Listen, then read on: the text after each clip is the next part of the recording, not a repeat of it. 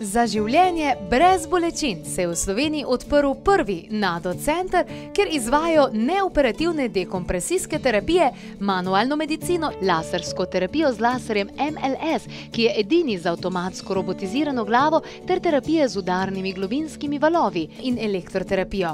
Obiščite stran www.nado.si in naredite korak naprej v svojem življenju brez bolečin v hrbtenici in lokomotornem sistemu. NADO center se nahaja v Ljubljani, na Vilharjevem prehodu v Medicinskem centru Ljubljana, več pa na www.nado.si oziroma 01 235 1 999. Bodi to, kar si, ne to, kar okolica pričakuje od tebe.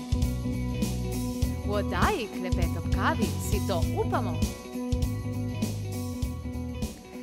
Hvaležno pozdravljeni, dobrodošli. Zdelo se mi je, da so težave s hrbtenico tako velik problem v Sloveniji, ampak ko sem dejansko dobila številke, torej statistične podatke za leto 2017, pa sem ugotovila, da je to res velik problem in te visoke številke morda ne bi bile potrebne. Dajmo pogledati, kakšen je torej podatek za leto 2017. Torej, bilo je 3274 operacij na hrbtenici. Zmeraj pa je zanimivo pogledati tudi, kakšen je strošek le-tega, kajti ta ni zanemarljiv, več kot 14 milijonov evrov, natančneje 14 milijonov 611 tisoč 764 evrov. Danes je v naši družbi gospod Bernard Nikšič Nado iz NADO medicinskega centra. Lepo pozdravljeni, dobrodošli. Vi v vašem centru v Sloveniji, pa tudi po vseh ostalih centrih, ki jih imate na Hrvaškem, kar nekaj jih je, izvajate nekaj, kar pa ni operativnega značaja, pa vendarle ljudem pomaga pri težavah s hrbtenico. Tako je. Evo, mi imamo već tokom 18 godina smo došli do 7 centara u Hrvatskoj i evo vidjeli smo da je to problem i u Sloveniji i da se ova metoda vrlo malo ili praktički ni malo ne koristi. A pokazuje rezultate oko 80% da se može smanjiti evo upravo ovih operativnih zahvata. Sad ovo što kažem, to zvuči svemirski sprem ovih 3000 i ne znam koliko operacija, pa da mi kažemo da se ovim načinom može spasiti 80% osoba sa operativnog zahvata, zvuči nevjerovatno. Međutim, mi imamo, oni ljudi koji dođu kod nas, imamo takve podatke. Dakle, ne možemo sve, da kažemo, sanirati, izliječiti, tako da operativni zahvati moraju postojati kao opcija, ali isto tako treba imati i ovakvu metodu liječenja, dakle neoperativnu dekompresijsku terapiju kralježnice, ili ako ljude zanima ili ako hoće ići gledati znanstvene radove po PubMedu, recimo, koji je dakle medicinska najpoznatija stranica, onda će neka si utipka decompression spinal therapy i vidjet će da se tamo jasno pokazuje da je to najučinkovitija terapija kod povreda diska. Mi smo danas i rekli da ćemo razgovarati malo o regeneraciji, o samim diskovima, jer se o tome, moram reći, premalo govori i premalo zna, a izaziva evo tolike probleme da toliki tisuće ljudi idu na operativne zahvate, a praktički nema ni neke preventive, da tako kažemo. Iako svi kažu treba vježbati, gibat se, što je korisno za diskove kako bi se oni prehranjivali na ispravan način. Ostanejo vitalni. Tako je, da ostanu u svojoj funkciji. Vidjet ćemo, tu ćemo nešto pokazivati poslije i na ovim sličicama malo i koliko su ti, inače, diskovi prvo se dehidriraju, isto tako da vidimo postotke.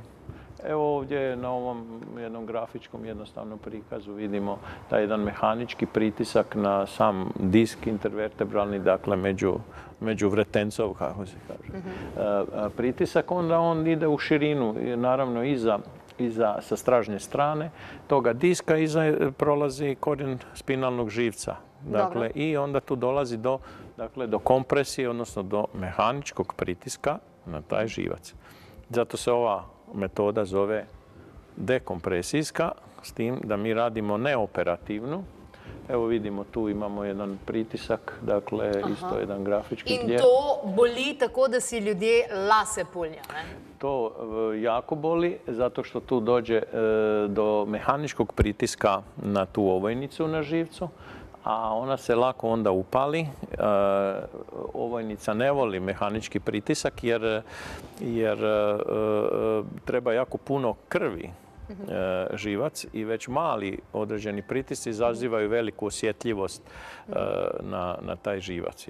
Mi smo zelo hvaležni, da takole redno vas lahko videvamo v Sloveniji, v vaših ordinacijah, da tudi govorite o tem javno, ampak nekaj mi pa še vseeno ni jasno.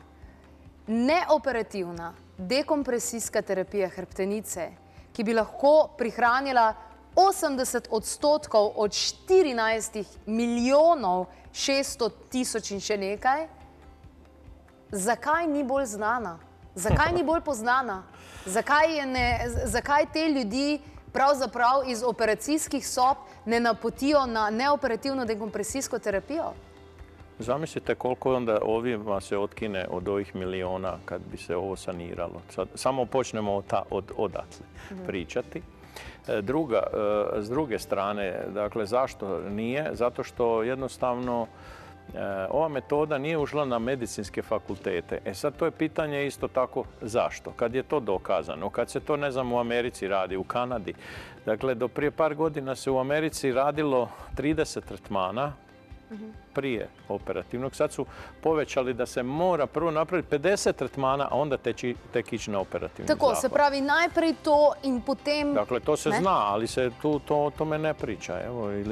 Ili ono što sam već rekao, jednom veliko mi je bilo iznenađenje. Ja sam kupio taj Triton stol, dakle, jedan od najboljih stolova za dekompresiju, za istezanje kralježnice, američki. Ja sam kupio u Sloveniji, a kad sam ih pitao koliko su prodali u Sloveniji tih stolova, rekli su nijedan. Niti ene. U Hrvatskoj su prodali 10-ak i tamo dalje. Dakle, mi s obzirom da tamo dosta dugo djelujemo, onda sad ljudi su to shvatili, pa tako već naše sve bolnice, toplice i to sve postalo normalno. Evo, ja tu sad, da kažem, probijam led u Sloveniji i vjerojatno će za 10 godina postati to nešto normalno.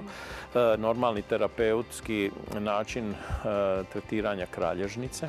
Iako moram reći, ja sam vidio u par centara bolnica ima ekstenzomata koji skupljaju prašinu, jer nitko na njega ne radi, ne zna i tako dalje.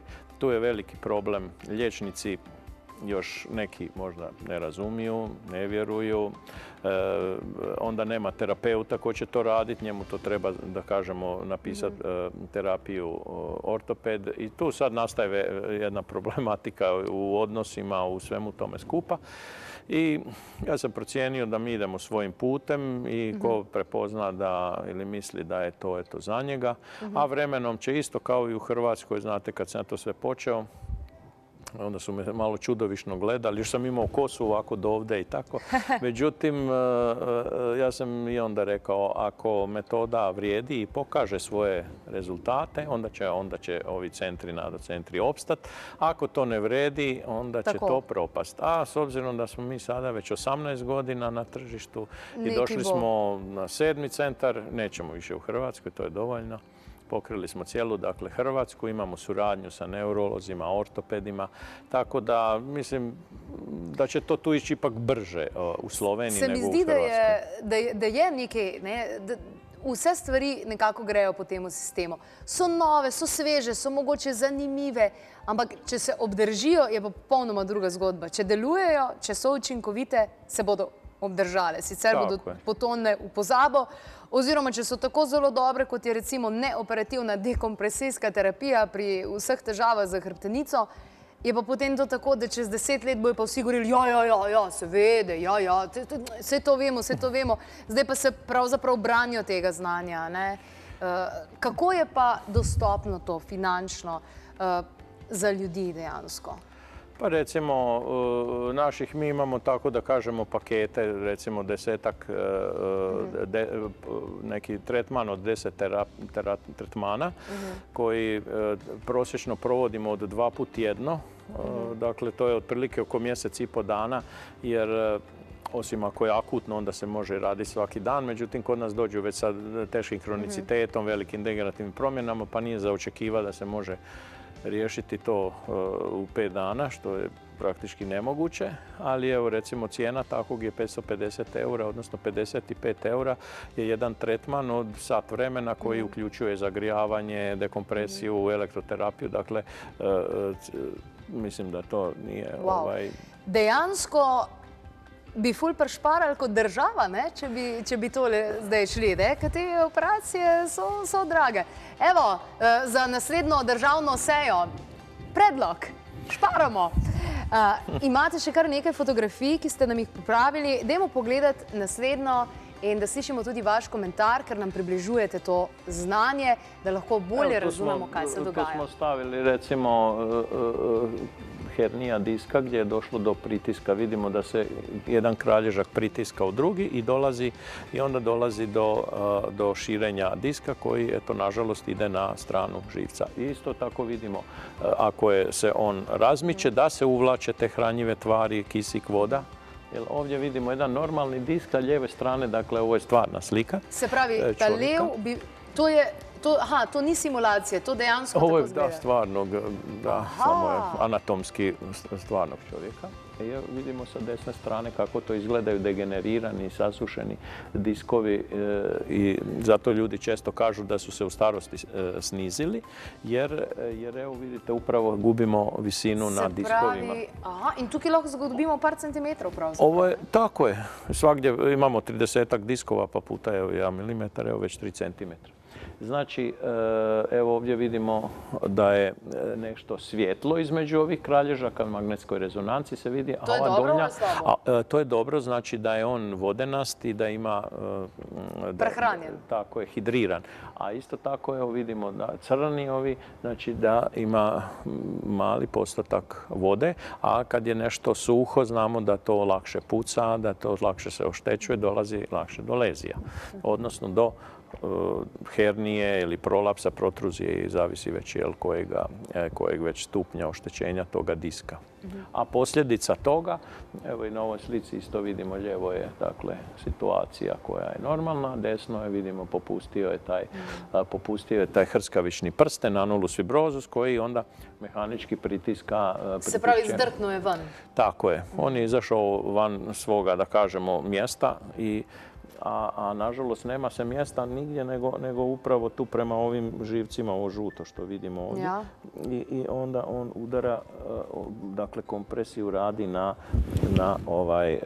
korijen živca. I sad zavisi koji je živac, tamo mi kažemo taj dermatom ima određenu senzibilnost, bolnost i tako dalje. Može biti i senzorički korijen pa ima više trnci su, može biti motorički pa ima više bolove, može biti sve zajedno. Znači kombinacija imamo tu razno raznih i zavisi da li je recimo u donjem dijelu, ako je recimo LPTS1, često onda dolazi do lumboišijalgije gdje pritisak na živac izaziva bol niz nogu sve do prsti, ako je LPTS1 obično prema malom prstu, ako je L5 onda prema palcu, a sve to se može dešavati i u vratnoj kralježnici, odnosno prema ramenima, ruci i tako dalje. To ćemo u idućoj malo emisiji objašnjavati. Kot delovni terapevt se zavedam, da pri operacijah kakršnih koli pač že, kjer seveda se uporablja splošna anestezija, da je to za telo zelo, zelo utrajajoče, da se takrat ogromno nekih nutritivnih zadev tudi izgubi in da je nasploh se treba izogniti vsake operaciji, kolikor se dejansko lahko, da je to seveda varno, tako kot mora biti. In v tem primeru se mi zdi, da je res krasno, da najprej človek poskusi ravno s tem, torej z neoperativno dekompresijsko terapijo, ker si prihrani ogromno zdravja, ne samo to, da je hrbtenica nedotaknjena, ampak tudi vse ostalo, ki so pravzaprav postranski, kot neki stranski učinki operacije in vsega tega, kar se pravzaprav dogaja. Ampak takole, čisto nasplošno, ko danes govoriva o medvrtenčnih diskih, kdaj vemo, da je težava v medvretenčnih diskih? Seveda, ko boli. Kakšne so tiste težave, kjer je vzrok ravno ta medvretenčni disk? Pa evo, još ću još malo nadopuniti ono što ste rekli zašto se to u stvari ne radi. Mi isto kad smo, ne znam, studirali fizikalnu terapiju i to sve skupa, nije bilo govora posebnog, nešto se govorilo o trakciji. Međutim, trakcija je nešto sasvim drugo od dekompresijske terapije. Sad neću ići u razjašnjavanje zato što postoje te razlike. I sad vam hoću reći, liječnici ovo što znaju, kod vas su to uglavnom ortopedi, kod nas su još uvijek i fizijatri, ovdje je sad to puno manje fizijatara, puno više ortopeda. Dakle, oni znaju da klasična fizikalna terapija ne pomaže u slučajima kompresivnih sindroma. Zašto? Zato što je klasična fizikalna procedura je simptomatska. A sa simptomatskom, dakle da se smanji bol, prvenstveno tu se koriste, ne znam, magnet, ultrazvuk, elektroterapija i tako, vježbice, ali taj pritisak na korijen živca ostaje i dalje. I onda da kažemo na neki način u tim situacijama nemaju naravno liječnici povjerenja u fizikalnu terapiju. Ne bi ni ja imao povjerenja kad u stvari tako i nastao NADO centar, što se ja nisam slagao sa takvim načinom pristupa određenim kompresivnim sindromima, jer kako mi kažemo, zec trči šumom, a mi pucamo drumom. Dakle, potpuno promašeno. I onda su tu rezultati slabi ili nikakvi u klasičnoj fizikalnoj terapiji i naravno završavaju ili kod neurokirurga ili ortopeda na operaciji takve osobe.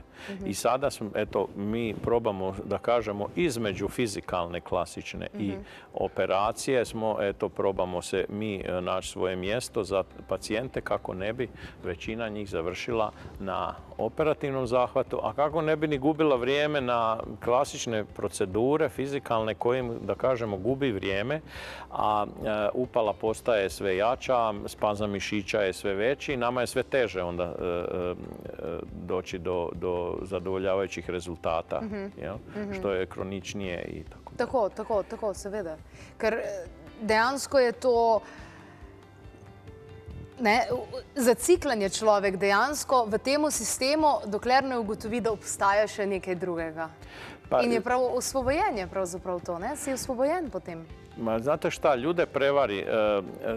Taj disk pomalo pokazuje neke slabosti i pomalo bolove. I onda se to nekad desi, nešto je krivo podigo, popije kakvu tabletu, eventualno ode na hitnu i dobije neku blokadu, injekciju i to prođe. Ali nije to prošlo zbog injekcije, zbog blokade, što čovjeka često zavara. Nego je prošlo zato što je organizam sam svojim mehanizmom vratio disk. Ako ga on ne vrati, onda ne vrede nikakve medikamenti, konzervativna metoda. O tome pričam. I svaki puta njemu bude malo gore, ali prođe. Jedan put više ne prolazi i sad se počne gubiti vrijeme. Pa ljudi idu prvo, naravno, svoj liječniku, ide na fizikalnu terapiju, pa onda traži neke kiropraktičare, pa masaže, pa kreme, pa steznike, pa krevet, mislim, cijelo brdo svega, da ne kažem potroši vremena, novaca i tako dalje, da bi na kraju došao na operativni stol. Kako drugačno je lahko vse to, če vemo, da obstaja neoperativna dekompresijska terapija? Povsem drugačen zapored pravzaprav ravno vseh dogodkov. Ljudje ponavadi, ki se izogibamo in bežimo pred bolečino, zmeraj zastavimo vprašanje, ko slišimo za nekaj tako učinkovitega, kot je ta terapija vaša, ki jo vi izvajate v NADO centru, ali boli? Apsolutno ne boli.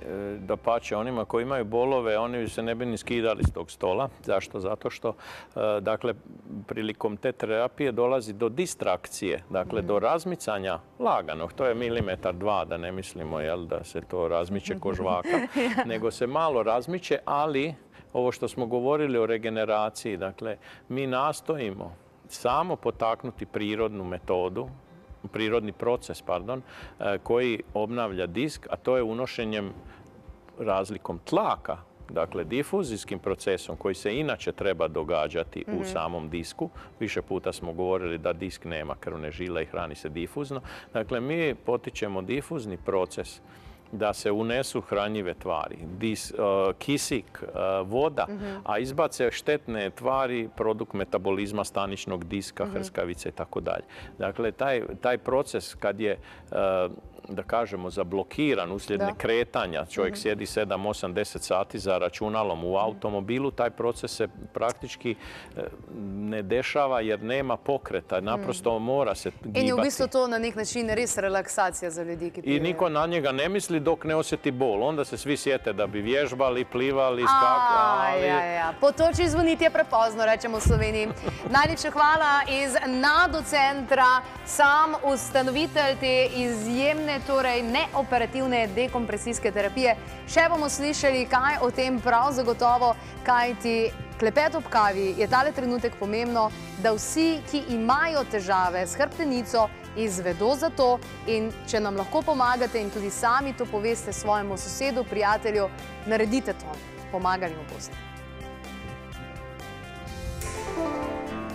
Vsak drugače čuti svojo energijo, recimo temu. Ker doktori, kar delajo, je to, da ko bi rekel, poskusijo urediti ali pa pospraviti energijo v telesu.